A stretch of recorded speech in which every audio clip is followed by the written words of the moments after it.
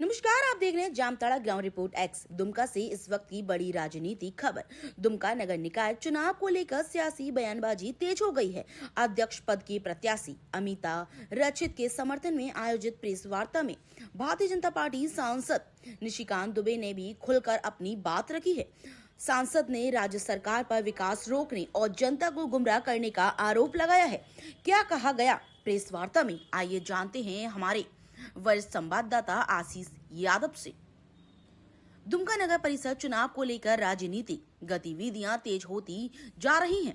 इसी क्रम में अध्यक्ष पद की प्रत्याशी अमिता रचित द्वारा आयोजित प्रेस वार्ता में भारतीय जनता पार्टी के सांसद निशिकांत दुबे भी मौजूद रहे। प्रेस वार्ता के दौरान बीजेपी सांसद निशिकांत दुबे ने राज्य सरकार पर तीखा हमला बोलते हुए कहा कि झारखंड में विकास की रफ्तार पूरी तरह से ठप हो चुकी है। उन्होंने आरोप लगाया कि केंद्र सरकार की योजनाओं और जानबूझकर राज्य सरकार द्वारा जमीन पर लागू नहीं होने दिया जा रहा है। बीजेपी सांसद निशिकांत दुबे ने कहा कि केंद्र सरकार द्वारा भेजी गई राशि का सही उपयोग नहीं हो रहा। शहरी विकास के नाम पर सिर्फ राजनीति की जा रही है। जनता को बुनियादी सुविधाओं से वंचित रखा गया है।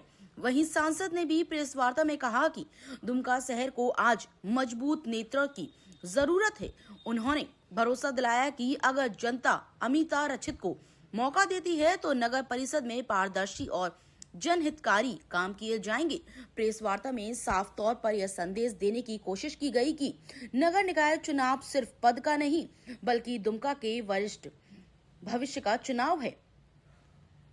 बीजेपी सांसद ने कहा कि केंद्र सरकार दुमका के विकास के लिए प्रतिबद्ध है, लेकिन राज्य सरकार की उदासीनता के कारण योजनाएं जनता तक नहीं पहुंच पा रही हैं। दुमका की जनता अब बदलाव चाहती है और हम विकास के साथ विश्वास की राजनीति करेंगे। निशिकांत दुबे सांसद भाजपा। कुल मिलाकर नगर निकाय चुनाव नजदीक आते ही राजनीतिक बयानबाजी तेज हो गई। अब देखना यह है कि जनता किसके दावों और किसके विकास मॉडल पर भरोसा जताती है। दुमका से वरिष्ठ संवाददाता आशीष यादव की सरकारें चली उस सरकार में जो 15वें वित्त आयोग से पैसा आना था, जिसमें कि शहरों का डेवलपमेंट,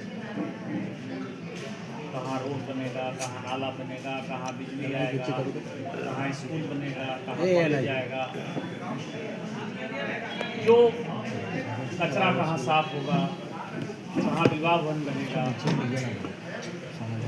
ये जो समस्याएं पूरे राज्य की, उसके लिए जो वित्त आयोग है, केंद्र सरकार उसके लिए पैसा देती है। लेकिन पिछले एक साल में यदि किसी देश के किसी एक राज्य पैसा नहीं के बराबर गया, डेवलपमेंट नहीं के बराबर हुआ, खासकर शहरी क्षेत्रों का, तो वो केवल जा रहा है। अब 16वां वित्त आयोग आ गया, जो कि अभी हमने जो बजट पास किया उसमें 16वें वित्त आयोग की रिपोर्ट भी हमने रखी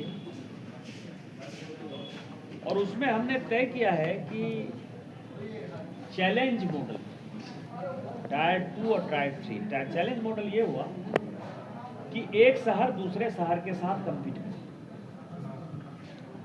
और जो शहर ज़्यादा बढ़िया अपने आप को प्रेजेंट करेगा या प्रोजेक्ट करेगा, उसको केंद्र सरकार प्रत्येक साल, मेरी बात ध्यान से सुनिएगा, प्रत्येक साल 1000 करोड़ रुपए